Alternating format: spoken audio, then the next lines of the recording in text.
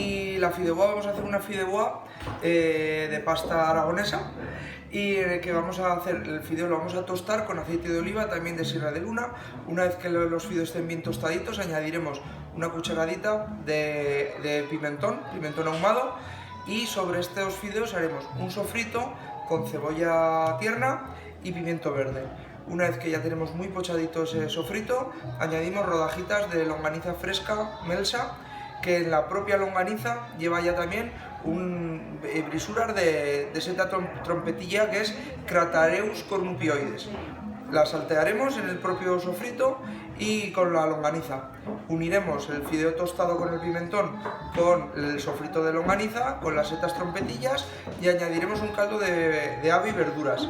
El caldo viene hirviendo, lo meteremos al horno, lo haremos a fuego, y una vez que ya absorba todo el caldo, lo pondremos en pequeñas cazuelitas y lo terminaremos. La buena fideuá siempre es con alioli. Pues vamos a coger vamos a emulsionar unos huevos con ajo y mucho perejil, para que salga un alioli verde y sea un alioli que tenga sabor a ajo, pero a la vez tenga la frescura de la hierba aromática.